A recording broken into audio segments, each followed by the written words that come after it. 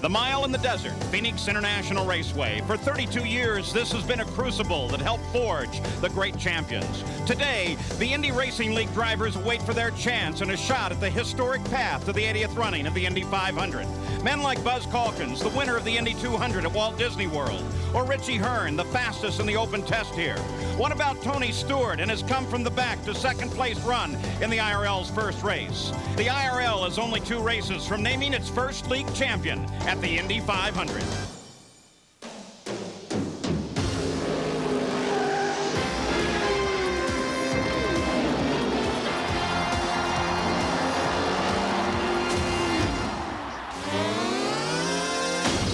The Indy Racing League is ready for a duel in the desert in the Duralube 200. This is the midway behind the main grandstand here at Phoenix International Raceway. I'm Paul Page on an absolutely gorgeous day as we're ready for 200 miles around this 1-mile oval. And the teams here are extremely excited because in a few minutes when they take the green flag, 25 IRL drivers will have started an IRL event, and there are 25 positions reserved for the IRL in this year's Indianapolis 500. So, assuming they make the minimum yet to be announced qualifying speed, they're in the big show, the greatest spectacle in racing. Now, it's about time for the start of the engine, so come on, let's go inside. Ladies and gentlemen, start your engines.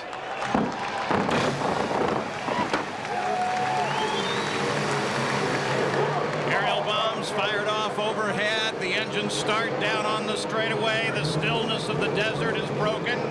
And up and down the line, 22 Indy cars are ready to go racing, Gary Gerould. A rush of adrenaline, Paul, and here's what the Indy Racing League is all about. A classic example, front row. Here's an established Indy 500 champion, a man who's won here at Phoenix International Raceway, Arie Luyendyk from the pole with a new track record. In just fractions of a second off his pace at nearly 184 miles per hour, here's a newcomer to this sport from the Toyota Atlantic Series, the defending champion there, Richie Hearn. Had tough luck in the season opener at Orlando, looking for better fortune today. Jack?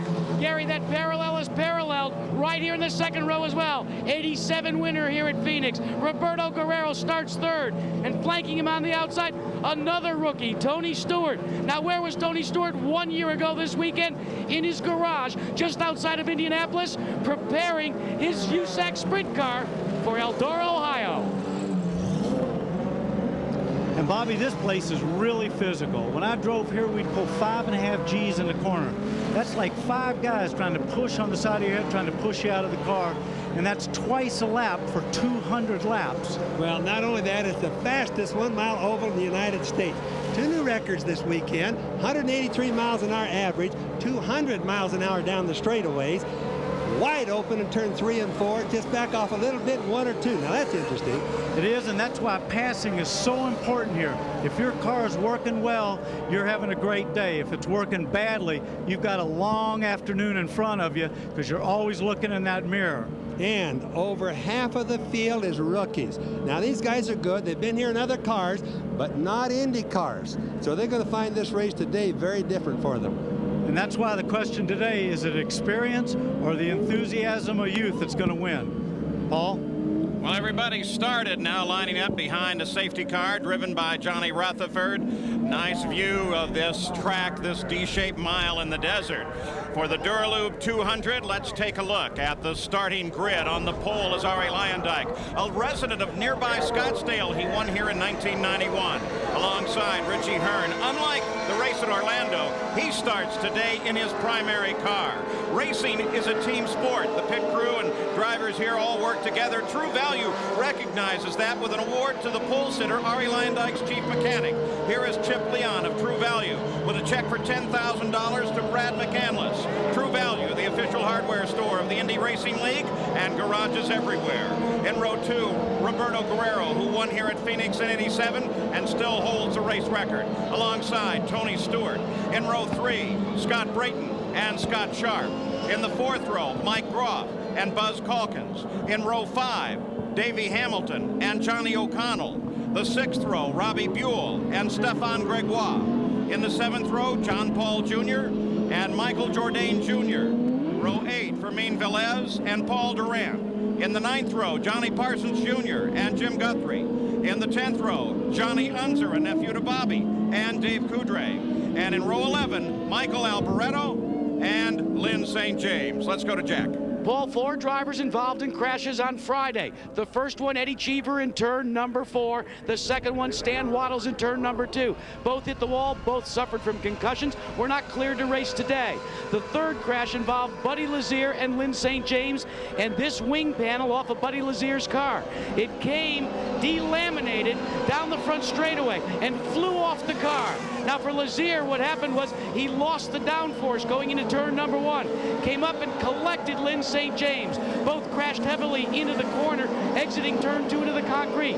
Lazier is still in the hospital, suffering from a fracture in the lumbar area and a fracture of the tailbone. He's expected to be there for several more days, but he is watching the race. Meanwhile, as you said, getting a backup car from Michele Alboreto, Lyn St. James finds her way to the starting field.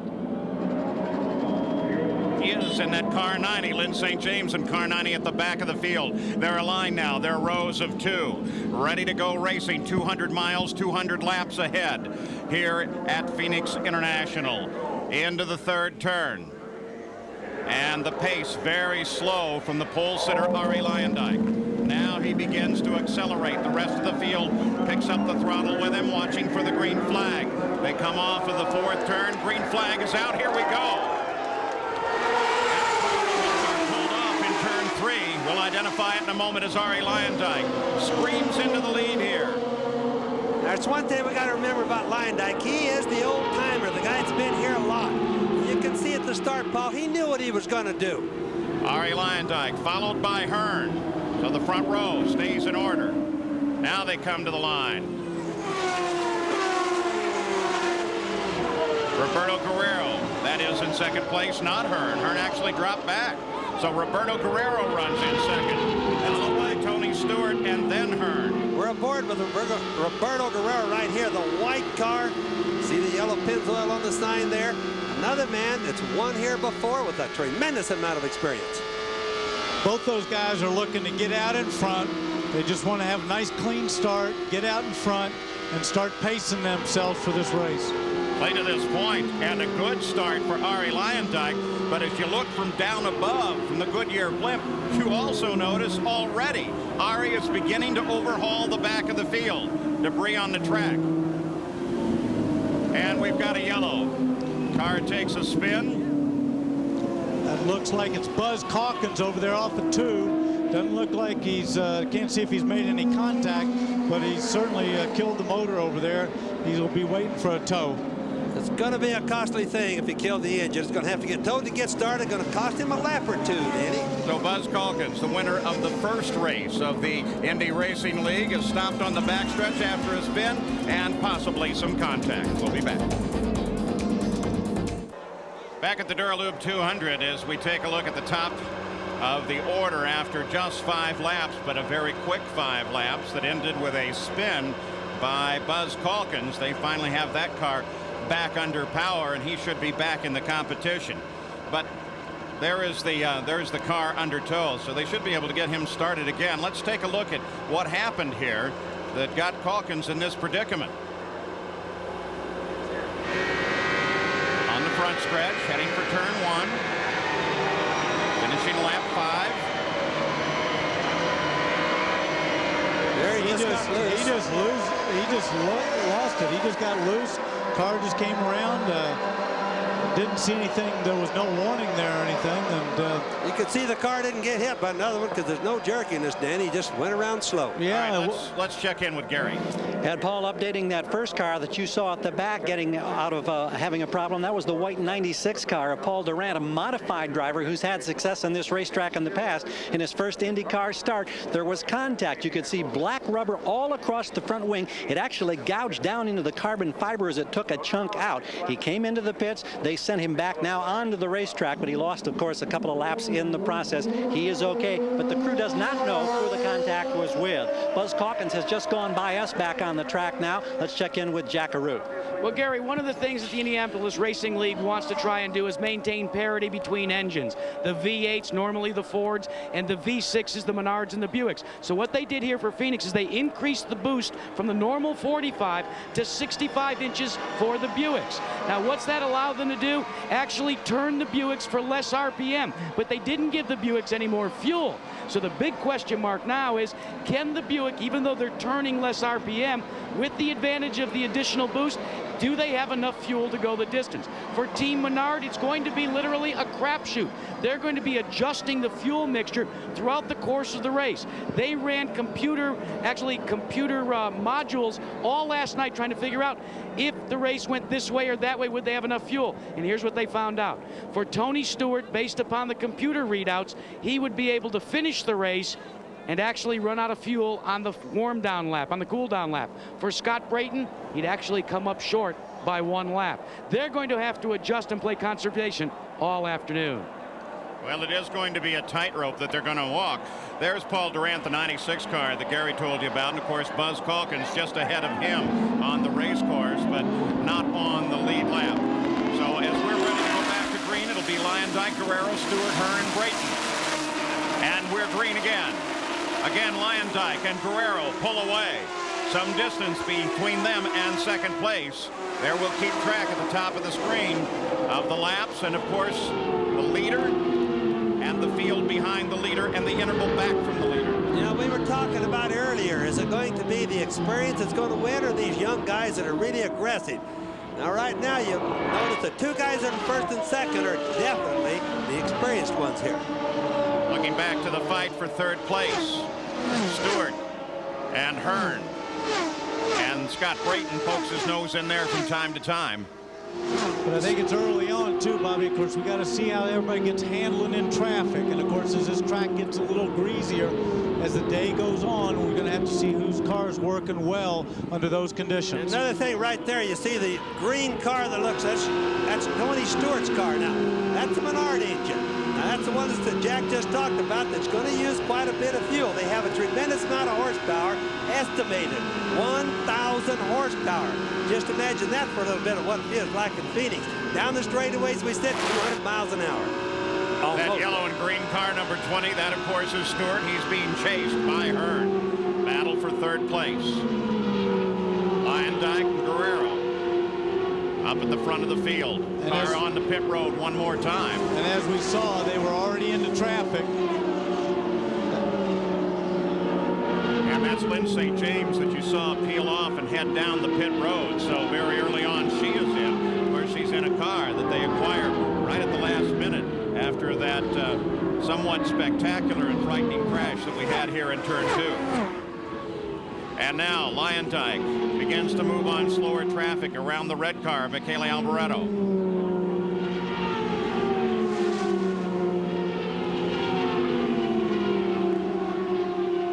Hardly any wind today. Luyendyk is very fast down the back straightaway as well as the front straightaway. And nice air temperature in the 70s. Very pleasant here. Should be great for the engines to breathe. Now looking back, second place, Roberto Guerrero, that white car, and there's Stewart. Just behind him, you can see the power of that engine on the straightaways. Oh, he just moves right up on that Ford Cosworth engine there. Of course, you got to remember, 1,000 horsepower against probably 800 horsepower, but less RPM. So Stewart on a challenge for second place, tries to poke it down inside of Roberto Guerrero, coming off of 2. And here comes Hearn joining the fight as well. So Hearn charges on Stewart while Stewart's trying to get Guerrero. They're all running through slower traffic now. Now watch this. There's the Cosworth. Guerrero.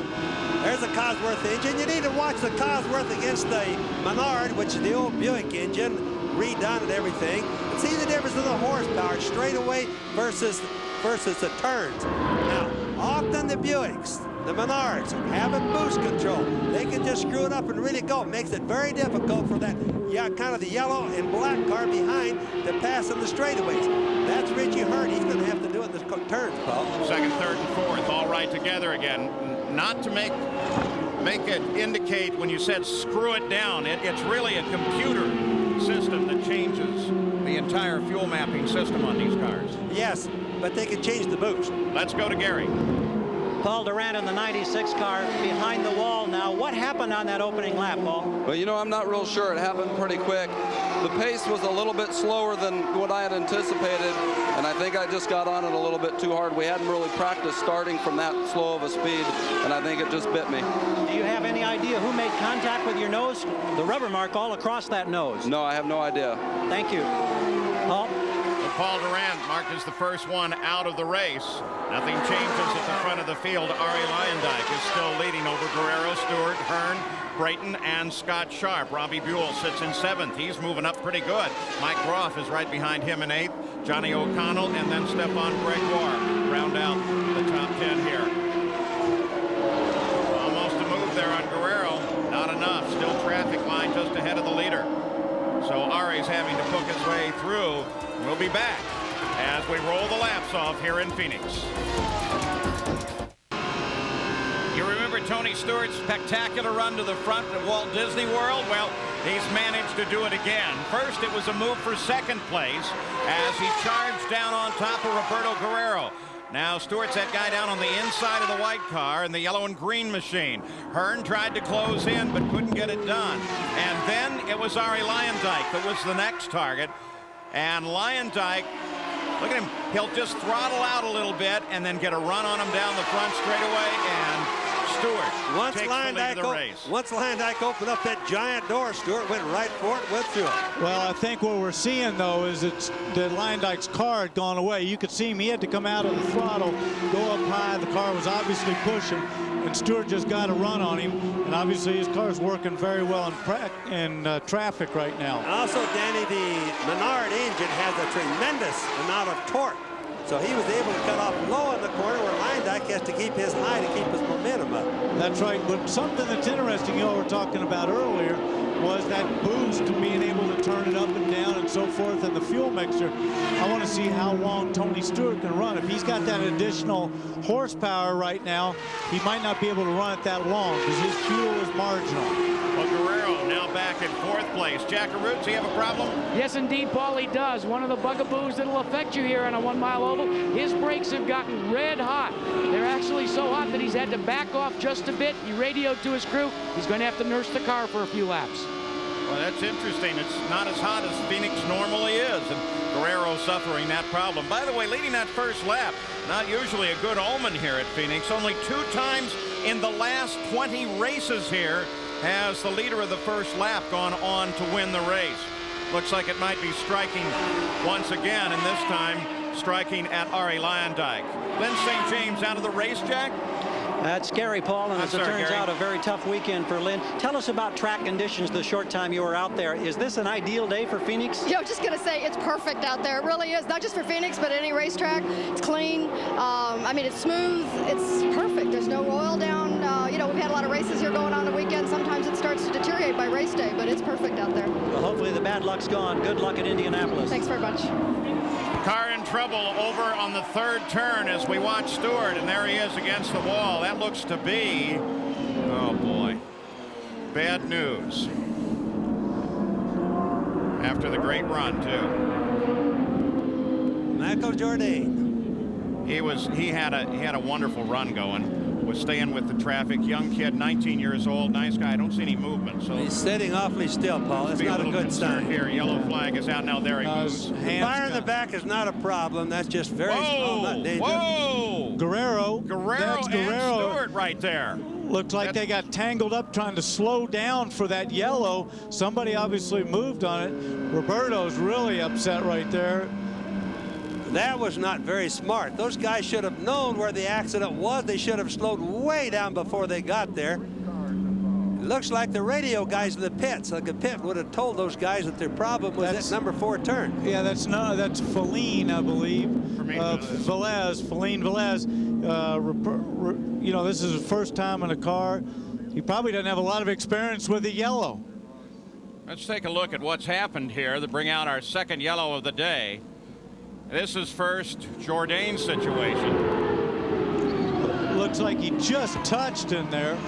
Like a little bit of wheel contact, he spun and hit the wall, boom. Now the car's still going, that fire again is just back where the turbocharger is, no big deal. But it's obviously hurt him a little bit. He's stunned even if he isn't hurt. Well, there is the USAC safety team up working on that car, taking their time, which is as it should be during a rescue. Now, then after that, and after the yellow was out, here was Guerrero. He just got nailed from behind. And that's just inexperience there. They didn't slow down for the yellow. They're running too fast. Didn't know where the accident was exactly. Came in a little too hot. Guerrero was slow. Boom, right in the back. Yeah, but Guerrero slowed down, Danny. Guerrero was. I know. But Velez, I don't think he had the experience. Was going too slow. And then let's go to Jack Arute. Well, Tony Stewart, your leader, is on pit road, and they have got a problem with the air jack. It still isn't operating, and nobody seems to be concerned about it. They don't realize that it's not in. Tony Stewart, a lengthy stop. Thank goodness it's under caution. They finally get it. The wheels come off, and Jourdain is coming out of the car now, so that's good news. But this is a lengthy stop for your leader. His teammate, Scott Brayton, goes by. They have yet to change the right front. Now, they practiced pit stops all morning. Team Menard did. And Larry Curry was not at all happy with how it was going. A slight fire coming out one of the side pods, but they've doused it with water. This seems like ages, guys, to be sitting on pit road. Now, to maintain the emotional integrity and not stall the car. It was close. So Tony Stewart on lap 35 under the second yellow comes in what had to be a disastrous stop. We'll return with more of the Indy Racing League's Duraloop 200 after this message and a word from our ABC stations.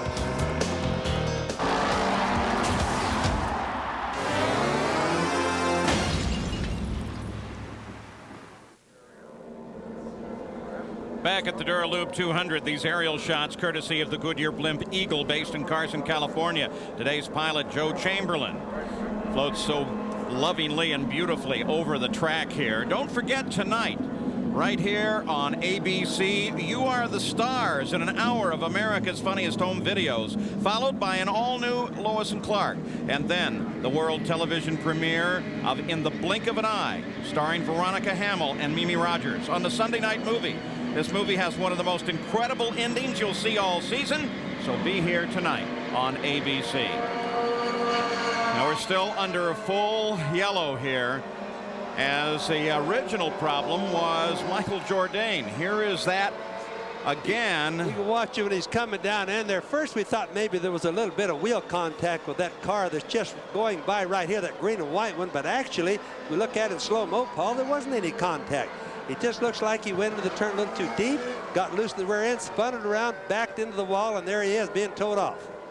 Let's go to the pits and Jack Arute. Now let's tell you in slow motion exactly what happened during Tony Stewart's stop. Do you see this? This is what the vent man has to carry over the wall. He puts the vent nozzle in, and then he has to take this, and you pull it up, and it seats onto a connector on top of the car. It failed to seat. It was a failure. It blew back off, and they didn't realize it had blown off until someone over on this side of the wall tapped the vent man, gave it back to him, and they repaired it. Here's how disastrous that stop was. He rejoined the lineup in 9th place after being in the lead. Richie Hearn now has the lead over Scott Sharp and Johnny O'Connell. So 39 laps complete. We are still under yellow in the Duraloop 200.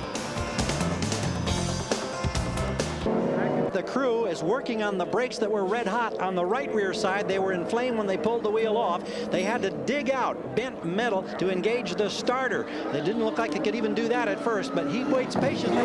It's been a horrendous past 4 or 5 minutes for Roberto Guerrero. Paul? Well, Guerrero, who still holds the race record here, Richie Hearn, is the 8th driver now to lead in an IRL race. And of course, these guys pumped because they're on their way to the Indianapolis 500. We're ready to go green, and Richie Hearn gets it in trouble. Richie Hearn spins it around, coming off at turn 3, so we won't be going green quite that fast. That's going to be first place to last place again, or not necessarily last, but way back as far as the leaders are concerned. Well, I'll tell you what, it's no good luck being in the lead. Leyendijk was there. He's back in 6th now. And then, of course, Stewart took it over, had that long and terrible pit stop, and now Hearn just loses it as he's getting ready to come back. He tried to warm his tires up and light the turbocharger, and he just spun it right around. Here it is. Not yet, of course, even moving. No, for you know what? speed. You can see it right there. He's just going slow and just stands on the gas. He tries to jump the start and just, you know, tires weren't hot enough and gone. He had his left foot on the brake. He had the turbo pressure up, and he let go of it and spun it right out. And that gives the lead over under yellow to Scott Sharp, who will be back with more from Phoenix. Dana warned him. He said, I'm not sure about the tires. Be cautious. Obviously, he was too aggressive, or that's what apparently the video shows. And so he has got himself all kinds of woe and has lost now another lap to the field. Let's go to Jack. Gary, in 1964, the first race was held here at Phoenix for Indy cars, and this man, A.J. Foyt, won it. Now today, you've got cars in first, second, and third place, A.J. Well, the biggest thing, we just want to make the sponsors happy and have a good, clean race. May the best man win. It's still a long ways off. What did you tell your drivers, Sharp and Hamilton, and of course Mike Groff, about Phoenix? Well, I say may the best man win, and the biggest thing we're going to is Indianapolis, and that's what we're looking forward to. 3 cars at Indy. For this man, a 4-time winner. Now there you saw the first place car of Sharp. There's the second place car, Mike Groff, and the third place car, Davey Hamilton. 1, 2, and 3, A.J. Foyt at the moment. And I think what we're seeing here is, like we talked at the top of the show, the rookies, a lot of inexperience here. This guy Richie was being towed in, let go of the rope too soon, didn't get all the way to his pit, lost another lap. Another guy under the yellow. You know, just inexperience. You wonder why Danny couldn't get it started with the tow rope. That's what bothered me the most. He obviously doesn't have an engine problem. Well, I saw the same thing, though, with Buzz Calkins. I'm not sure they knew they could do that.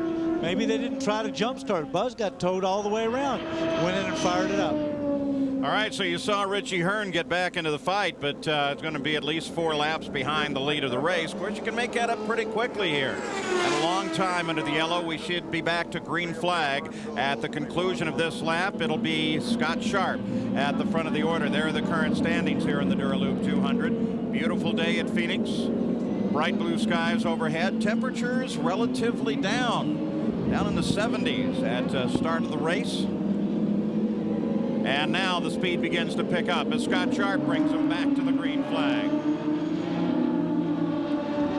Got a big jump on him right there, Paul. A real big jump.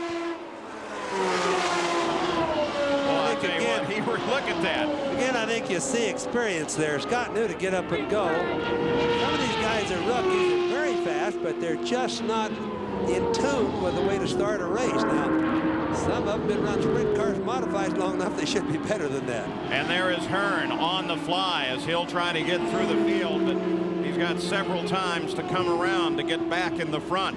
He's certainly capable, though. Good traffic driver. Actually, a very, very fast race driver. He just makes a mistake occasionally. Well, and he's just going to have to keep his head, just go as fast as he can, and hope for the brakes in the traffic to get those laps back. He's not going to do it. He's not going to get 4 laps back just by speed.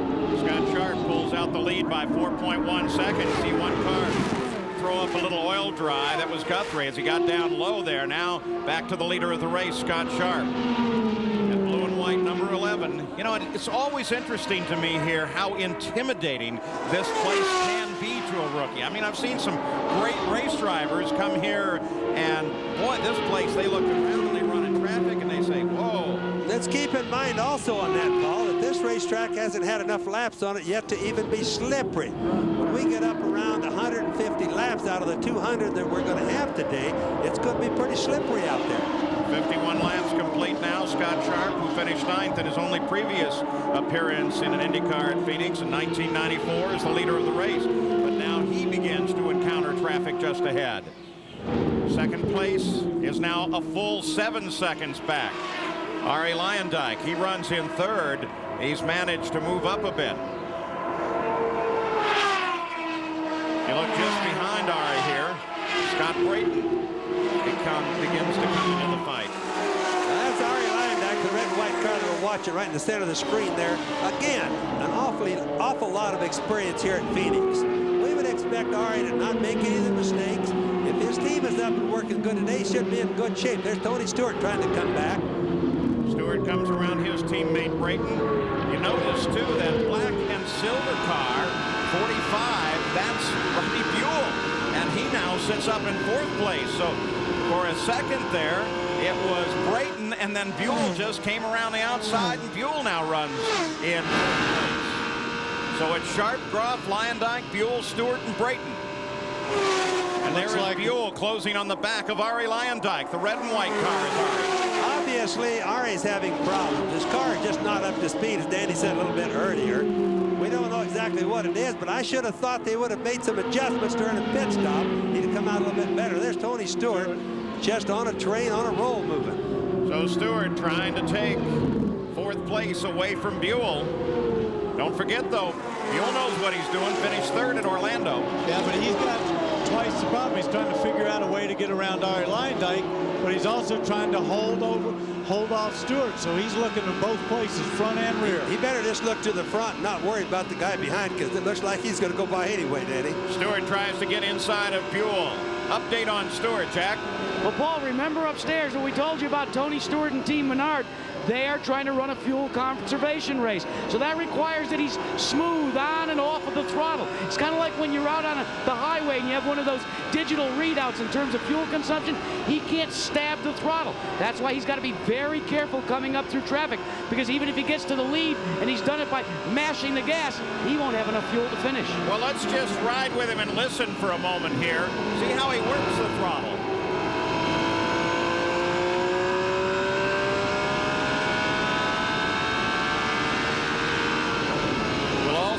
Open up Stewart's two-way radio with the pits when we can. Listen to his communications with his chief, Larry Curry. You can hear the Menard engine doesn't turn the RPM that the Ford Cosworths turn.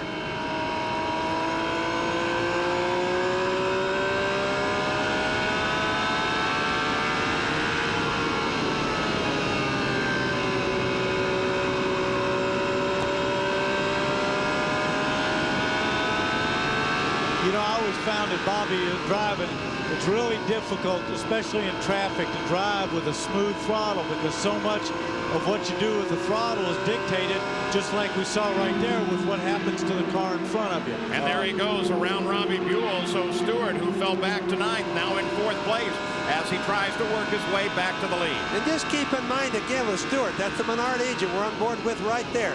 Now, he knows that they're going to use too much fuel in this race. He knows that he's 4 laps down. He knows he's got to pick it up. He also knows, remember, the fuel's going to be a problem. Speed costs fuel. Tomorrow night is Oscar night on ABC. It's the movie's biggest night, the 68th Annual Academy Awards, live starting at 9 Eastern, 8 Central, and 6 Pacific. In an all-new Oscar night Barbara Walters special with Demi Moore, Richard Dreyfuss, and Annette Bening. That's before the Oscars in most of the country and right after on the West Coast. It's Oscar night tomorrow on ABC. There we are aboard with Tony Stewart again, aboard with him. You can watch him. There he is in the green car. Looks like a two-tone green car. He's got a good pattern. Right ahead of him, Arie Luyendyk, 3rd place, early leader of the race, the red and white car. Now, Tony should just annihilate him. Excuse me, Danny. Tony has got to not wait to pass him, which again is going to cost him fuel. But you can see him moving up on Luyendyk pretty quick. That's right. But remember, that's for 3rd spot right there. He's still on the leader lap. He's going for this. He's trying to get up and get in that clear air so he can conserve fuel. So twice in just 2 races, Tony Stewart has proven his ability to run through the traffic. What about Arie Luyendyk, though, Gary? Well, you gentlemen up there are exactly right. He has some handling problems, and is seemingly always the case at Phoenix. And Danny and Bobby, I know you can relate. As the sun beats down, the track conditions change. Cars have a tendency to go loose, a little tougher to steer through the corner, or they just want to get away from you. That's the problem that Arie Luyendyk is facing right now as he tries to hold off the on-rushing Tony Stewart. Well, that's what makes it interesting, because it looks like Tony Stewart is handling very well, but he's having to be conservative on the fuel, and Arie's the complete opposite. He can use all the fuel he's got, but he doesn't have very good handling. Theoretically, Luyendyk can't run out, Danny. That's right. All trying to work around Stefan Gregoire as you're back on board. Stewart, the report from the A.J. Foyt pits is he's going to try to go to the 89th lap. We just crossed over the 67th lap. Scott Sharp still the leader of the race. Luyendyk sits back in third. Mike Groff is second. And you will have noticed that Robbie Buell in the silver and black car has been hanging in there right behind Tony Stewart. So 68 laps complete. Scott Sharp has almost a 2-second lead. We'll return with more of IndyCar Racing League's Duraloop 200 after this message and a word from our ABC stations. Now to see what's going on, my eyes just happened to be on Scotty, and it going through the turn in normal place, and it just jumped out really quick, backed right into the wall. The car doesn't look all that bad, but he's not moving too fast. One, John Menard not having the best weekends. Gary Gerould? Paul, not 30 seconds before he actually made contact with the wall, I asked John Menard how the car was working, and he said, as the leader comes in onto pit road now, Menard indicated that Scott was having a problem with push, whereas other cars have been going loose. His car was pushing. Whether or not that had anything to do with the accident, I don't know. His teammate, meanwhile, Tony Stewart, has just rolled by us into a pit, and they make the usual change as they'll top off with fuel and get a fresh set of Firestone tires on the number 20 car. Robbie, what do you think? Well, it wasn't a push that caused that one, that's for sure. So that also could indicate that he could have had a sudden deflated tire, which meant run over a piece of metal. There's been a lot of accidents down there. Tony Stewart stalled. Tony Stewart stalled it. Now they're holding him to get him out. Trying to Still haven't turned it over. Come on, he's got to. Now he's going to go to the back of the pack again. Oh, now he's got to find his way all the way through that traffic. It's going to be doomsday for them pretty soon. It almost sounds like he's having trouble getting the right gear going out of there. You know, just because it doesn't pick up. Remember when Danny, remember when you started? Oh, yeah. Revving up high enough, you let the clutch out too fast, those kind of things. Yeah. But he's having that problem today. You know what I'll say about Skies too, if he was having push, which for everybody at home, that means the front end's not working. If you're turning your wheels and it's not turning the car the way you want it to. And as you know, Bobby, sometimes you can get enough push in the car that it jumps to loose. Because you fight it and you try to get it turned down and you stand on that throttle. But I didn't see what it goes. You just said it went away. Well, they got Scott Brayton out of the car. He was moving his hands around, didn't appear to be in any great distress. Of course, they're taking great care. Anytime you bounce off a concrete wall at these speeds, you want to protect the neck. Dr. Henry Bach, medical director of Indianapolis Speedway and the Indy Racing League, is here, and so he'll head off to the hospital, and we'll get an update as soon as we have it. We're under caution once again. Arie Luyendyk picks up the lead in this caution with the stops, Gary Gerould. And Larry Curry with double concerns. I know they're keeping an eye on Scott Brayton, of course, as they get him out of the car. Tony Stewart having a problem getting out of the pits. Is there something wrong with the gearbox at all? Well, the first time on our first pit stop today, we had a problem with the air jack hose, and luckily that was on a yellow. That time he stalled it. We was lucky that was on a yellow, but the reason he's having a little problem, we're running the thing so lean that to conserve fuel right? Because of the rate we burn fuel with these new boost regulations, that it's given us big problems leaving the pits. All right, that's the story that pertains to Tony Stewart. They continue to work with Scott Brayton here. Tough day for the Menard Club thus far. Jack? Gary, we watched Scott Sharp, our current leader, when he came into pits for A.J. Foyt. And all of the teams we talk about when a car is loose, here's what Team Foyt did to Scott Sharp's car. They did one, they did two, they did two turns in each end of the wing. Now, what does that do? If we can get the camera to get real close here, we'll show you what it literally does. A turn will change the angle of attack on this wing. And guys upstairs, when you've driven a car, you know sometimes when you come on a pit road, you're begging for a turn if it's really loose. Well, that's true. We are always looking for to fine-tune the car. If you got a little push, you put a little bit more wing in it. If you got it too loose, you probably take a little bit of it out. But you're always trying to tune the car to the conditions. Strange colors for an A.J. Foyt car, blue and white. That, of course, is the car of Scott Sharp. The leader is Arie Luyendyk. The Indy Racing League at the Duraloop 200. There is the leader of the race, Arie Luyendyk, started on the pole, led early. Saturday at 3 o'clock Eastern Pacific, ABC's Professional Bowlers Tour sails to sunny Florida for the Comfort Inn Classic. then it's the first major of the year for the LPGA, the Nabisco Dinah Shore. Don't miss all the action Saturday here on ABC Sports. We should get a green flag next time by. And we'll take a look at the leaderboard. But Danny, Scott Sharp fell from the lead back to 4th place during those stops under yellow. Well, I can't understand why he didn't stop first time by. He comes in a couple laps later. I just don't know why he didn't go, unless they told him not to in the pits. They didn't tell him to do it, Danny. That's what radios are for. That's right. Let's go to Jack. Jack. Well, I got the answer as to why, because his teammates Davey Hamilton and Mike Groff had pitted the lap before. They were congested. Now we're getting ready to go to the green, and Davey Hamilton's on pit road with an electronics problem. So Davey Hamilton still struggling with a problem that showed up just a few minutes ago. Back at the front of the field, Luyendyk, Buell. Luyendyk, the leader of the race. That's not a pass that matters. That's passing a slower car in the field. Luyendyk still the leader. In the red and white car right there in front. Watch for the silver and black car of Robbie Buell. Just back a bit, there he goes. Who was the leader, who just came in too late, as Danny said, came out too late. Remember, first in, first out, last in, last out on his pit stop. That was Sharp. Sharp sits down 4th place. Sharp. Mike Groff sits in 3rd.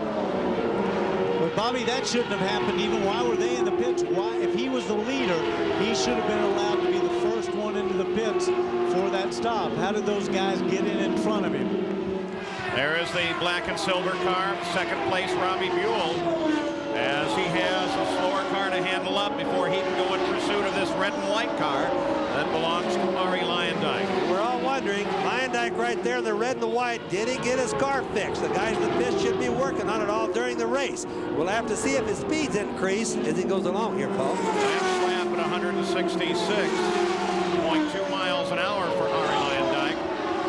85 laps complete. And we go back now to the battle for 3rd place. Mike Groff and the A.J. Foyt colors, black and orange. And then that is another Foyt car, despite the blue and white colors of Scott Sharp. Hamilton. Scott Sharp tries to line Groff up. He'll be struggling with his handling.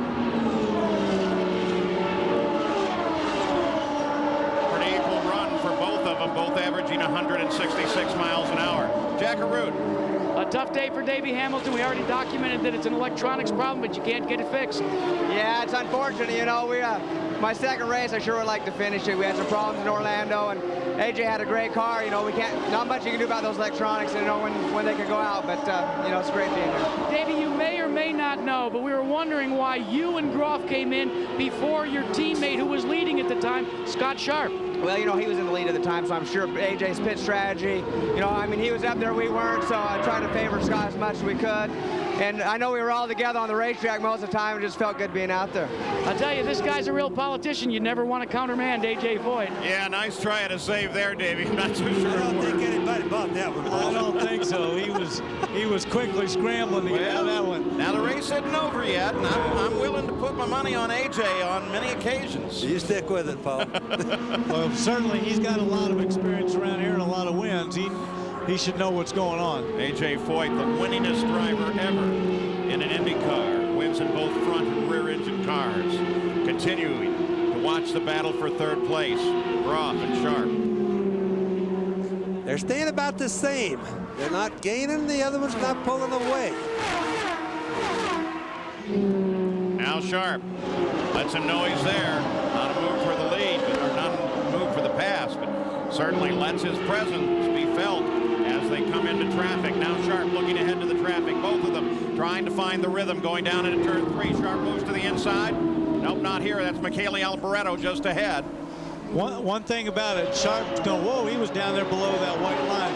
One thing about it, Sharp's going to make a very clean pass because that's his teammate, and he certainly doesn't want to do anything wrong in one of AJ's cars. And look who's coming up right behind him trying to find a spot, Tony Stewart. And he can't wait too long. The 20 car, you're on board it now. Stewart with that battle. He's around Scott Sharp. Now with that awesome power of the Menard engine, he's around both of them. Sharp comes to the inside of Groff. See if he can hold it. Groff gets caught up behind some slower traffic. And so positions change at the front of the order. He gets Now Stewart, then Sharp, then Groff. You can just see the power of that Menard that Tony Stewart uses to get by those guys. Two of them right at once. Turn the boost up a little bit, get the job done, back it off, and save fuel again. So the battle for third resolves itself in favor of Stewart. Luyendyk is still the leader. Robbie Buell is 7 seconds back in second place. Not only has he got the power, but I think he's very confident in the handle of that car. You go out there and go around those guys. Now he's down low. That's a good handling car, Bobby. Oh, it really is a good handling car. Plus, he has a... Whoa, for a while there, it looked like he was going to get carried out the wall with Tony Stewart, the two-tone green car right there, the number 20, Quaker State. And you can see Hearn still trying to work his way back up through the field as he comes in behind Stewart now. But Hearn, of course, down in the order, 4 laps behind the lead in 9th place. As a result of that spin as the leader coming back to the green flag earlier.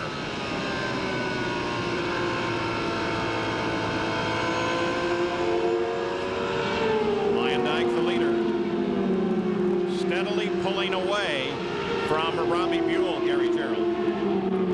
You've been tracking Tony Stewart. They just intercepted a radio report from the crew, and they told him as they were nearing the halfway point of the race, let's go after the leaders. And obviously, he's responding. The car's working. He follows orders real well. Got a glimpse of 4th place. Scott Sharp, blue and white 11 car. Well, if they're giving him that go-ahead, that means that he's conserved enough fuel under these yellows that they've got enough to the finish.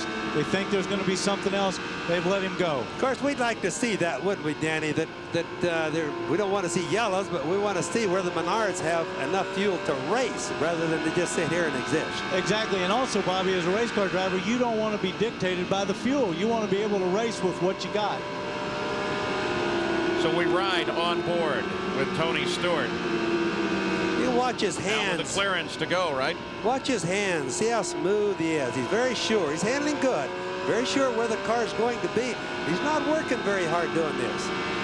Well, that speaks for both him and the car, doesn't it? Oh, yes, absolutely. But here's a guy that drives a lot of races. I mean... Hearing the radio just a second there, Jack. We're talking to Larry Curry. He's the man. Just keep running her, keep running her. There you go. You heard what he said. Now, When I get the RPMs down a bit. 10-4, it's okay. Larry, how is the fuel situation? Can you give him a green yet? We're in good shape. We're trying to set these guys up for the end here a little bit. The other 2 guys didn't pit. We did. We can make it to 130. We'll do one more stop. We'll finish this thing. Guys? Well, there you get to see Larry talking with his driver, views of both, as Stewart now going to carry it to one more stop and then to the end of the race. I started to say a little while ago about Tony Stewart. Here's a guy that runs sometimes 4 races a week. Different types of cars. A tremendously talented young man. Not enough experience in Indy cars to not make a few mistakes that we've seen today. But he's a fast learner. He's so talented that I'm sure he won't make the same mistakes twice. Robbie Buell closing down on Arie Luyendyk now. Came across the line just a few paces behind Luyendyk. And Stewart is moving up on the leader. But, of course, you never can tell how much of that is being dictated by traffic. A flash across the line. We're looking for Buell. There he is as Buell has managed to move into the lead of the race on that lap. So Buell closed a 7-second gap on Arie Luyendyk and got around him going into turn 3. It's a traffic thing that's going on. But when you get traffic jams like this, they really either help you a bunch or sometimes cost you a lot, like it did Luyendyk there. So there he is, the silver and black car. Robbie Buell picks up the lead. Luyendyk second. But Luyendyk is right there, as is Groff. Groff sitting high. Yeah, all of them right together. You can see Luyendyk struggling a little bit in traffic. He had to back off there. The car wasn't handling very well. He's in that red and white car. Boy, look at all this traffic. Exactly what you talked about at the top of the show, Danny. Traffic is so critical here. Gary Gerould? Well, the woes continue for Arie Luyendyk. They thought they'd made a change that would help the handling on the car in the last time they were in the pits, but it's gone loose again, and he says he has got a real handful, literally. He's hanging on, but already, as you've indicated, Robbie Buell's gotten by him. And Stewart got around Leyendijk, and then suddenly Stewart slowed down. He's up way high on the course. Buell, area is still the leader, and Stewart has a problem. He stays out on the front stretch. I don't think that he just got high. He's very slow, Paul. Very slow. So he's fucking down Larry Curry. The engine broke. Kick at the bottom, Dragon. I'll check the left front. Check the left front. Sounds to me like the tire's going down. 10-4. That's why he's saying check the left front. He wanted to go to the pits. He was afraid he was going to run into it. It's the right front that's flat. You can see it right there, the right front. Is the motor running okay? Yes, sir. Yes, sir. But he's got a right front that's flat.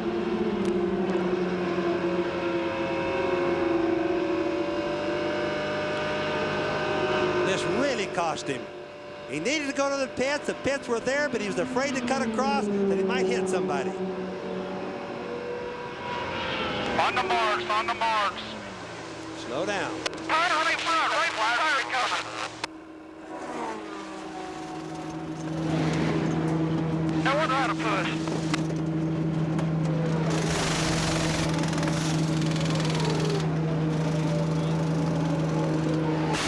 Okay, keep her going, get line it up.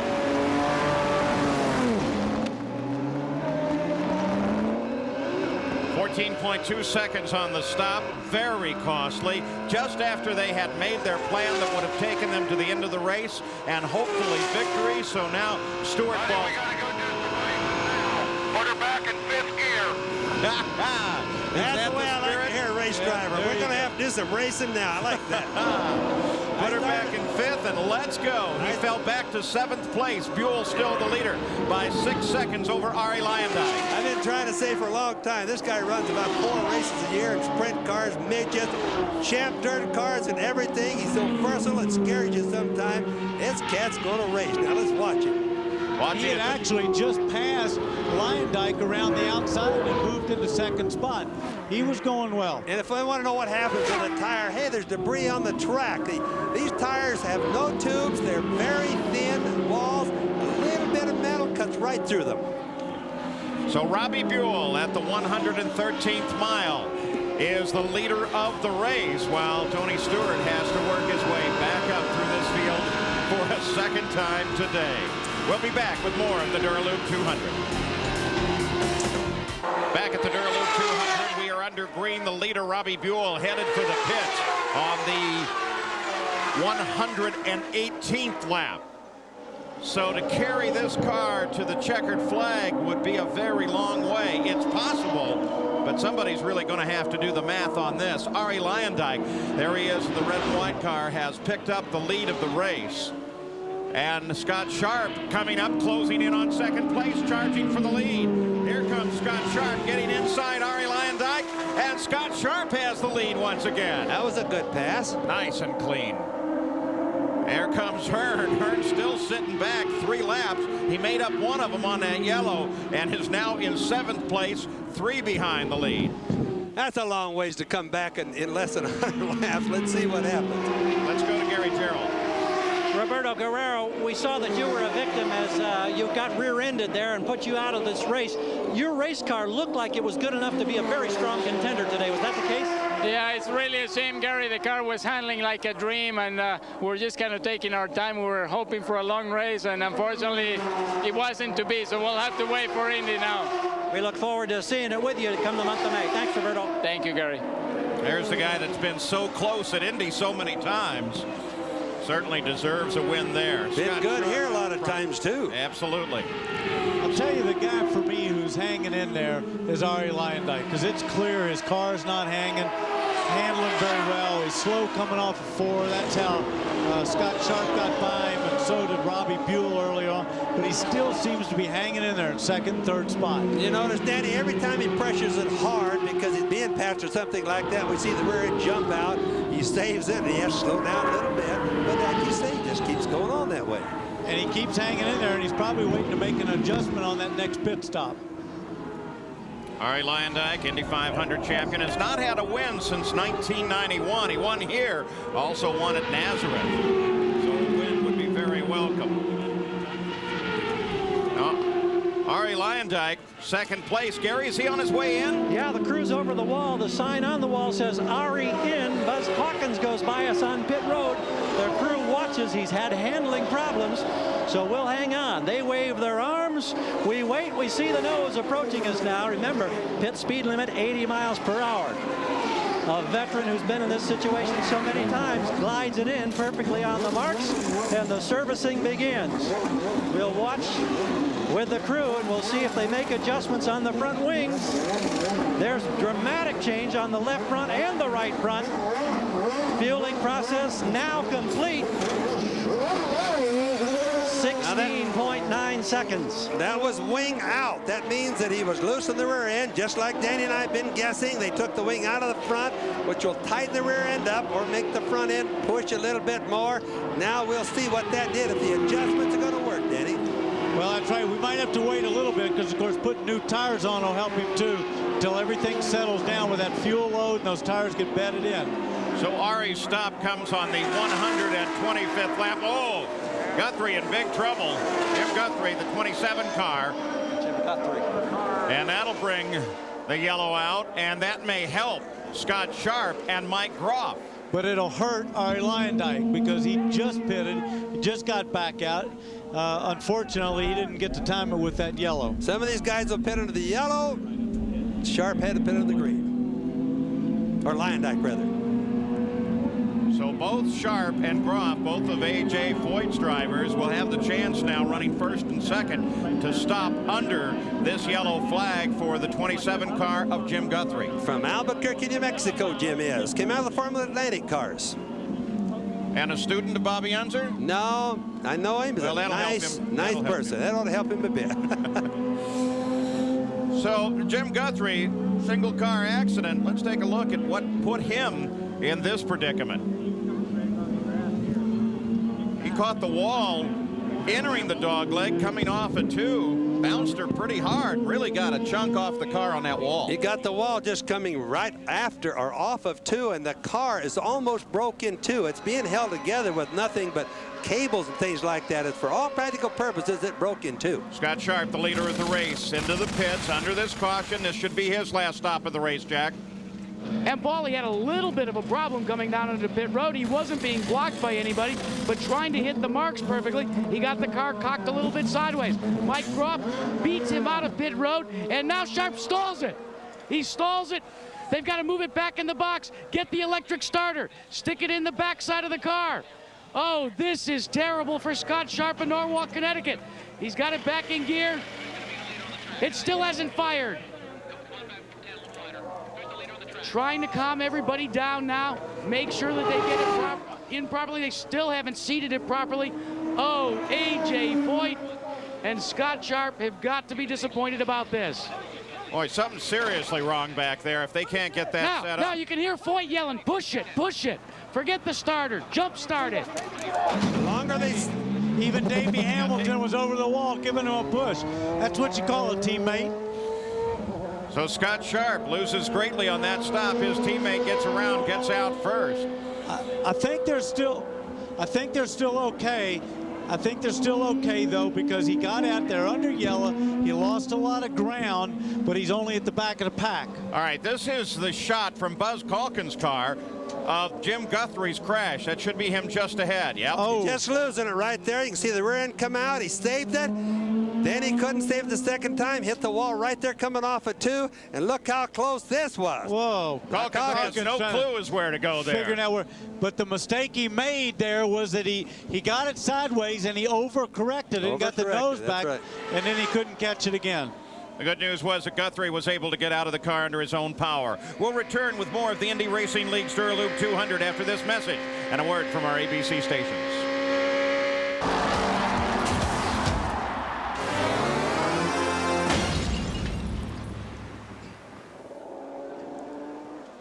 One very angry A.J. Foyt. The officials of the race said, A.J., we're going to bring your cars in for a penalty, both Sharp and Groff, because they came in on a closed pit. And he went down to the line and said, wait a minute, other cars came in at the same time. Let's take a look at this. These are the yellow lights that tell you the pit is closed. And there is Groff. And here is Sharp. I didn't see any other cars at that point, so I'm not sure what AJ was referring to, but there's no question that those pits were closed by that yellow light when these two cars, the 11 and the 41 of Scott Sharp and Mike Groff, came in. AJ is still arguing it out with the USAC officials, trying to get them to radio up to the chief steward in race control. I'm afraid he's going to lose this one. I think he's wrong on this one. All right, so as AJ Foyt continues his argument, we look down from high above the track. The Goodyear Blimp Eagle providing the aerial shots today, including some of the race action. Spent over 100,000 miles every year covering major sporting events. We're still under yellow, and that's the leader, Robbie Buell. Mike Groff pulls up alongside of him. Next Sunday at 2 o'clock Eastern, 1 Central and Pacific, ABC Sports goes down under with a thunder. Paul Tracy defends last year's win in Surfers Paradise at the Australian IndyCar Grand Prix. That's next Sunday here on ABC Sports. So we've got the caution still out. Robbie Buell is the leader of the race. Some controversy as we look at the race summary of the Duralube 200 after 133 laps. The leader, Robbie Buell, average speed has been badly beaten by yellows throughout the day, but we have had 8 different leaders and 5 different changes, 4 cautions. Those out after 133 laps of the run: St. James, Durant, Michael Jourdain, Fermin Velez, Scott Brayton, Davey Hamilton, and Roberto Guerrero. So quite a controversy here. A.J. Foyt is always able to propel controversy well. Robbie Buell turns down on the pit road. So Robbie Buell, I assume that this is just a top up and go. This is, they're going to try to fill it up, put new tires on, and go the whole distance without another stop. Gary?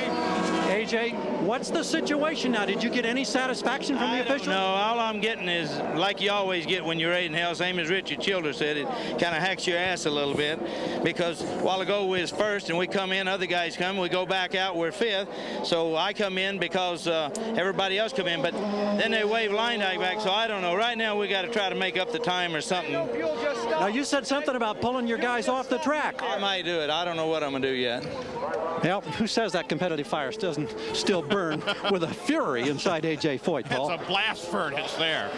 Well, Arie Luyendyk is now the leader. You saw Robbie Buell come in, top his tanks up, so the red and white car, Arie Luyendyk, is the leader. Johnny O'Connell, the 75 car, who's currently in 6th place, will be called in for a stop-and-go penalty. He had a pit infraction, and what they will do about Sharp and Groff is simply subtract a lap from their total. I got to tell you, Bobby, from a racer's point of view, that makes it really tough to know how to race. I think if you're going to get that lap penalty, get it right now so you can go back out and race. Update on Arie Luyendyk from Jack Arute. Well, Paul, you know he was complaining about how loose the car was. Here's what they did during that pit stop to try and solve it. They changed the stagger on the tires. What they literally did is gave him a set of tires that during practice for this Duralube 200, Arie said were to his liking. They put them in, changed the stagger, and changed the tire pressures just a little bit. Didn't make any wing adjustments, and they say that should solve the handling problems. And by the way, they're finished as far as pit stops. They can go the rest of the distance. Well, when Arie won here in '91, he led 129 laps. This is the 4th time today that he's led. Pace car off the track. Arie Luyendyk picks up the pace. Will they run to the finish? 135 laps complete. Now we're going to have to watch Luyendyk to see if they've in fact made his car better. I don't know about you, Bobby, but making that many changes always scared me, to make that many changes late in the race. Well, his competition is falling back so far, Danny, it's not going to be that hard to keep it going if he just stays out of trouble. That's the key thing, but as we said earlier, he's hung in there the entire time. He's always right there on the leaderboard.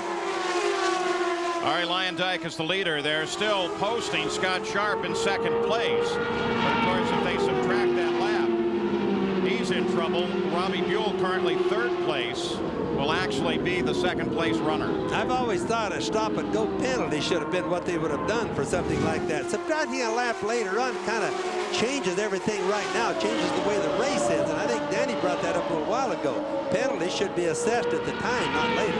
Well, and also because it changes your strategy. Something might happen later on that you could get that lap back or make the ground up, but if you don't have that chance. And everybody else's strategy, that's the biggest problem right there, Danny. Well, what I'm not clear upon is the report was that they would subtract it at the end of the race. Yes. After the run is done. That doesn't seem, I've never heard of that before. I've never heard of it either, and it makes it very difficult to race. Yeah, for everybody. We'll go for a clarification on that one. Arie Luyendyk still the leader. We assume that Buell, because of the penalty, comes up as the 2nd place car. Johnny O'Connell answering the black flag for his penalty. This should be a simple stop and go. It is, and he's out. Now there's a good young driver, drives at the Bondurant School of Driving as an instructor. He darn sure knows how to be an instructor. He's quite a good race driver. That's going to be the Nissan factory car next year. Well, now, I don't understand if they gave Johnny All right, now the update on how they will deal with this penalty is they will take a lap off of Scott Sharp and Robbie Groff during the run here. They have not yet done it on the electronic computerized scoring, but that's certainly the intent, not at the end of the race, as we report. That'll be a whole lot better, makes sense to everybody as soon as everybody knows it and as soon as electronic scoring picks it up. And by the way, that's our error of understanding, not what race control said. They intended to do it that way all along. Even we make mistakes every now and then, Paul. Well, you know, hey, you certainly have never made one, and I've been proud of you for it. Thank you. Don't forget they did the same thing last year in the Indy 500. That finish with Scott Goodyear. And incidentally, Luyendyk's car has been helped quite a bit. He's running much faster right now. So Arie Luyendyk has the lead. Is he going on to a win? 143 laps, 144 now complete. Deserving young driver drove a great race. Robbie Buell, as he came across the line, the engine really off song. Then suddenly a display of vapor at the back of the car. He's headed for the pits. It's obvious that his day is done. Coming out of the theoretical 2nd place, as they have not yet assessed using the computers the penalty that they say will come against Sharp and Mike Groff. So computer scoring is showing Sharp and Groff in 2nd and 3rd place behind race leader Arie Luyendyk. The reality would seem, though, that the 2nd place car is in fact Tony Stewart.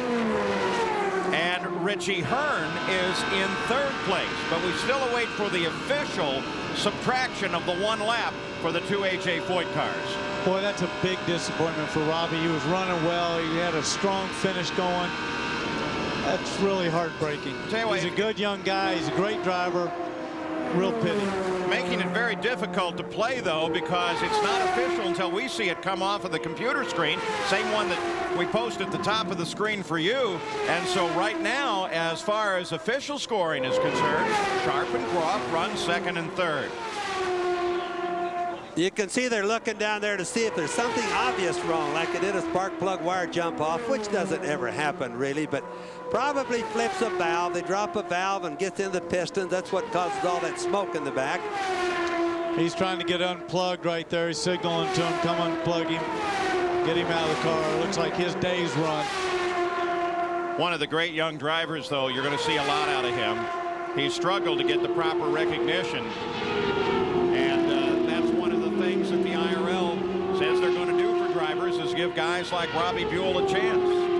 Now you see Stewart closing on Groff, but in reality, if they assess the penalty, Stewart is the 2nd place. It makes you wonder about Stewart's pit crew. Do they know what we think that we know? In other words, that Groff's really going to be down a lap. That's what I'm wondering. Tony acts like he's not pushing that hard to try to pass him. No, did you hear him? It sounded like almost he lifted off there in a dog leg. Didn't take that run at him with all that horsepower. Because you certainly wouldn't make an attempt or take a chance on somebody, Danny, if you knew that he was down a lap on you. You would just take things as they would come easy. That's right. Car in front of you is for position. That is a position. Well, there's the answer to the crew. I mean, Larry Curry, just talking to Tony Stewart, says that car in front of you is 4 positions, so apparently he's not aware of the potential penalty either.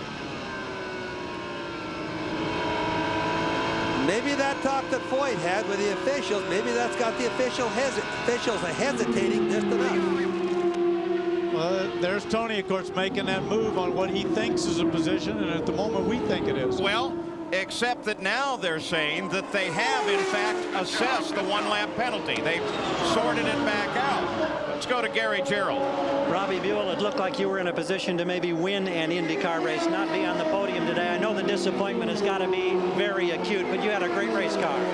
Yeah, I mean, what I wanted from this was the top 5 points, and if podium presented itself, great. But I felt the header brake. The car was working great. The Zuni group, you know, they gave me the opportunity to be out here. I just wish it could have been on the podium. Well, the next stop is Indianapolis, pal. We wish you well. Well, number 1 there would be real good. Robbie Buell still manages a smile, Paul.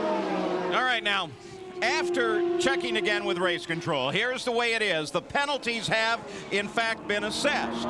So that puts Arie Luyendyk in the lead of the race. Scott Sharp in second place on the leader lap. Tony Stewart is now 1 lap down in third, followed by Mike Groff. They're on the same lap. Richie Hearn 2 laps down in 5th place, and Johnny O'Connell 3 laps down. There's the rest of the order. So the penalty has, in fact, been assessed, and the running order is now exactly as we've given it to you. Well, thank God we finally got that settled. We get back to racing again here and know what we're talking about. Well, and we got to make a comment, too, that Arie Luyendyk sure seems to, those adjustments seems to be working. He seems to be running a lot stronger in traffic. He seems to be holding his own. He's getting through the traffic good. That made a bigger difference than anything. Look at all that traffic jam. Going into 1. And Well, we've got a problem in the pits, Jack. No, not a problem, but let's see if I can decipher all of these scoring things. Johnny Parsons Jr. looks like he was on fire there. Jack's not in that pit, so he couldn't see it. I apologize for that, Jack. And Johnny Parsons came out of the car pretty quick, apparently a fire. Now, you're up, Jack Arute. Yeah, I was back away from the wall ball trying to decipher this scoring thing. Remember when that caution came out and both Groff and the leader at that time, Scott Sharp, came onto pit road. The caution gave Sharp a lap lead on the rest of the field. Now, when the penalties were assessed, that put Sharp back on the same lap with, at the time, the leader, who turned to be Robbie Groff. Now, that's Robbie Buell. Now, that's all changed. So the standings, the way they show right now, the penalties have indeed been assessed. Well, that confirms exactly what race control has told us. We're looking at the order the way it is on the track, and there is your leader. There's Johnny Parsons Jr. He's obviously okay. And what happened? He hit the ejection seat after it caught fire. Everything everybody's seeing there is not fuel. It's water that they're putting on, which douses an alcohol fire. Everybody's got the water in their pits. Kills an alcohol fire because it just puts it out immediately. Whereas you couldn't do that with gasoline. Here. Gary? Well, here's Johnny Parsons Jr. What happened, JP? Well, I radioed in. I was coming in. I lost oil pressure. So I just pulled down out of the groove and got in here, and things started happening. I guess we had a bit of a fire and just got out in a hurry. That's about all I know right now. We've got a problem with Tony Stewart on the racetrack. We'll get to that story in a moment. Bottom line, you're all right, though. Oh, yeah, we're fine. Yeah, the car was a lot better than it was at Orlando. We just had a few minor problems, extra pit stops, one of those days. But we're looking forward to Indy. We're on the road to Indy. We'll be there. And an early shower to boot. Thanks, John. Johnny Parsons from a great racing family. Tony Stewart is staying in there as they try to get it back and try to get it into his pit area. At the same time, at the other end of the pits, they push the now deserted car of Robbie Buell out of the way. Jack Arute? Well, quite simply, I checked with Larry Curry, and even though Tony Stewart hasn't come out of the car yet, all he said is, she broke. Well, I think that's going to be somewhat of an indication of Indianapolis. They're still having a bit of problem. They've got the aluminum blocks in there. That could be some of the problems. Not enough development yet. So Tony Stewart out of the race. Arie Luyendyk is still the leader over Scott Sharp. 24 laps to go. Arie Luyendyk is the leader over second place Scott Sharp by 9 seconds last pass, but Sharp's been whittling that down, now down to 7.6 seconds. So Sharp very much on a mission here. Only the leader and second place on the leader lap as they work around Stefan Gregoire. Remember, though, Luyendyk's pretty cagey guy, a lot of experience right there. And we've got to see he's going to let him get too close without pressure a little bit harder himself. Yeah, we've got to see how he gets through traffic. That can be that he just got caught behind traffic, and now Scott's got to get through it. His car seemed to have been handling a little better. Down to 6 seconds right now, though, Danny. Scott Sharp trying to close in. You know, talk about bucking that trend I mentioned earlier about the leader of the first lap not often winning the race. The leader at the halfway point has won 6 of the last 10 races at Phoenix, and Arie had the lead at the halfway. Jack? Well, Tony Stewart, the valve train and the Menard seem to let you down. Yeah, you know, this thing's been running great all weekend, and this is at a new aluminum block motor that Butch and Sonny Meyer developed, and this thing has been like clockwork all weekend. It's just unfortunate that it broke on us at the end. Now, a year ago, you were getting ready for Eldora, Ohio. Now, this weekend, you're getting ready for Indy. What are you bringing to the Indy 500?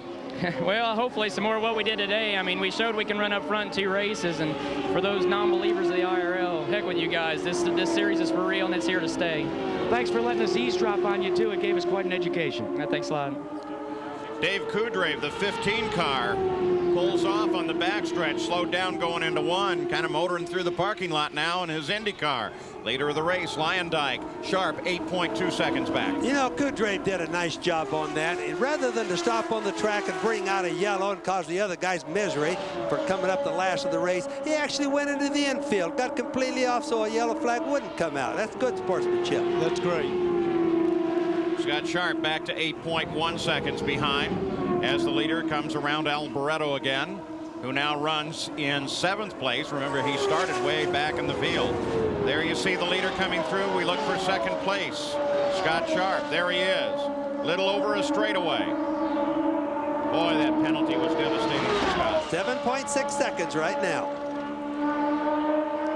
There's Luyendyk, the red and white car. Still think you're going to see that go up and down a little bit with traffic.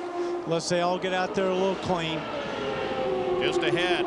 Arie's working traffic. That's right Buzz there. Calkins. He runs now in 6th place. And if he stays there, he just may leave here with a points lead going to the Indianapolis 500. Arie just screamed right past him there. I think Buzz let him go. He realizes he's way down. Buzz is counting points right now. He knows he can't win the race. Looking for the interval. Is it me or is his Scott Sharp closing in? 6.2 seconds. There's about 1 second that lap.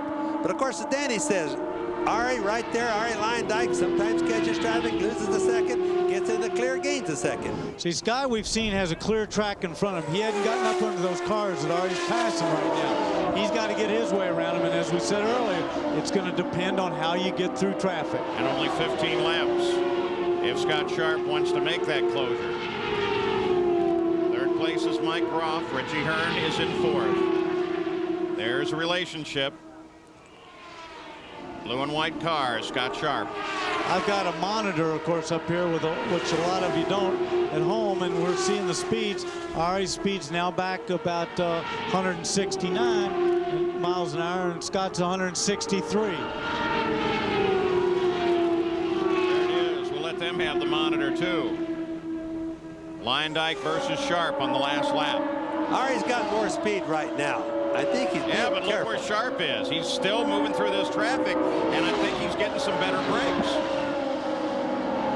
You know, it's not always brakes, Paul. Sometimes the guy does a better job. That guy would like to win the race right there, you know. He's really hustling. That's a race driver's point of view. He's getting better brakes. Now, Scotty's a good little race driver. Comes out of a road racing background. His father, Bob, also a road racer. In fact, Scott was able to drive his dad's cars only 20 years later to a national championship. Same car that his dad drove. Scott climbed in it, studied for his college classes in between, and then went on to his own national championship. Still 6.8 seconds behind. The blue and white car right there. Scott Sharp's is behind Luyendyk. Calkins is next in line. There's Luyendyk, about 7 seconds ahead.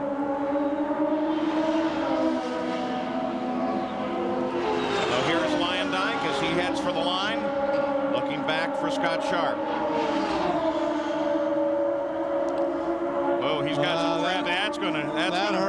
little bit there. That hurt him a little bit. He only had 10 laps to go. He still hadn't gotten by those other two cars. That's helping. Look, see, it's already jumped up another second. I think that one right there hurt him big time. And don't forget, even if he closes that gap, he's still got to find a way around Ari with only a couple laps to go. It'll be hard. That'd be an awful tough deal. Bobby, your car gets awful wide with a couple laps to go while you're leading, doesn't it? It does. You know, when he's clear running, the traffic now, though. It should be a straight shot to the leader. yeah, but when he's running behind the other cars like that, the air is so disturbed from two cars, it really held him up a lot. And that was precious time. Yeah, look at that relationship now. I mean, he's not even in the picture. It's way back. See, he's jumped up 10.6 seconds. That cost him big time in the traffic there. Not only there's a slow-moving car he just passed, but he also he lost the momentum, and it takes a while to get that back. That's Michele Alboreto. Well, now this could be interesting because if for some reason Michele doesn't make it back or stops on the track, of course they bring out a yellow. But he looks like he's got enough power. He's accelerating now back up. He'll make it to the pits. Well, that plus, unless it's in a precarious position, within the 10 laps of the finish, they won't go yellow for you. Luyendyk will look for the interval again. Up at the top of the screen, come across the line and processes it. 6 laps to go right now. Yeah, you don't want to be clapping too soon. I don't like to clap until I cross that start-finish line Scott with a Sharp checkered picked flag. off a little, 9.5 last time he came across the line. The interval Luyendyk to Sharp. Yeah, but Paul, you know, with 5 laps to go, he's not only got to get there, he's got to catch him and then pass him. Ari Luyendyk. Ari has too much experience to mess up right now. The engine may blow, but he won't make a mistake this late. Last win on the mile at Nazareth in 1991. Ari Luyendyk looking for yet another win of his career. Ron Hemmelgarn, the owners on this car. 4 laps to go. Don't you know that Jonathan tracking Bird, the interval down to 8.4 seconds. Don't you know that Jonathan Bird is going to be one happy camper here if it keeps going?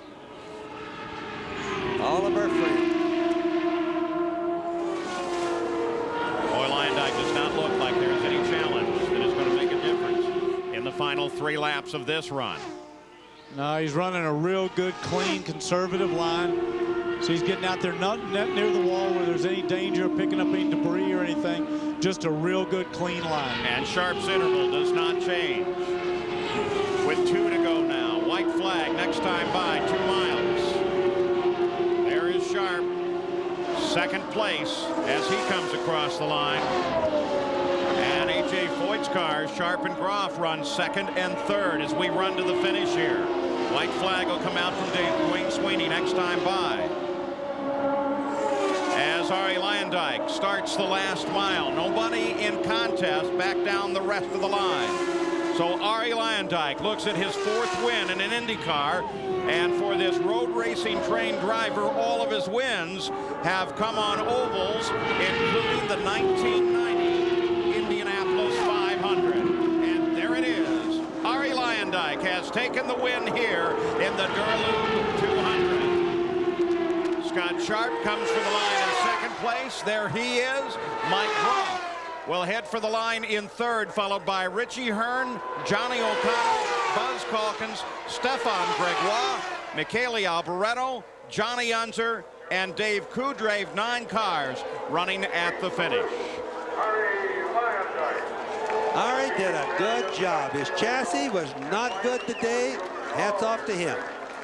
Well, both Ari and the crew did a nice job as they worked themselves back to the lead and took the win. We'll be back to talk with him. Dyke just got a kiss from the biggest man next to Andy Granatelli in victory lane in IndyCar race, Jonathan Bird, Mr. Treadway, and now Ari. 4th IndyCar victory, 1st in IRL, and really sets the stage going to the Indy 500. Well, this is exactly what my team needed. Fred Treadway and Jonathan Bird here, where you know, we didn't do too well in Orlando. Not many points, but we got double points this time. And I'd just like to thank my crew. They did a hell of a job because it didn't look good in the beginning. The car was really quite a bit off. And it was the last stint where my car came around and everything went fine. When you've got such a terrible loose condition like you had really through the mid part of the race, how does a driver deal with that? Well, you just hope that there's a yellow so you can go in the pit and make a change and communicate with the crew. And they found out after the first run that my tire pressures were going up way too high. So we changed the tire pressure, not for the second set, of course, for the third set.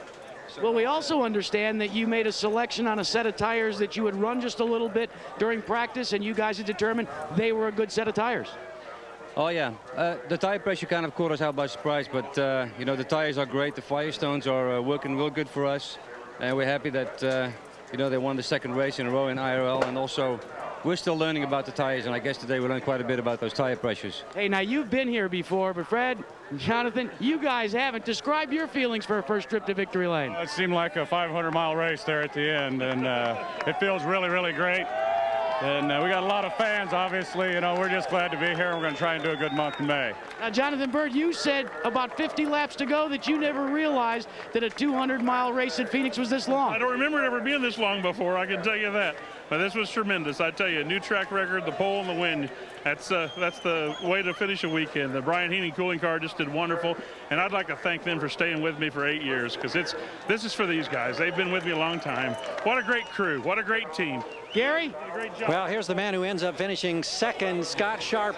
I would imagine that you're frustrated because of the penalties that was involved. How much did that cost you? And tell us about trying to come into the pits and what prompted you to come in when those yellow lights were flashing, meaning that the pit road was closed. Well, first I want to thank God, AJ Foyt and Conseco. And the team just did a great job. I feel bad. I think we should have won the race.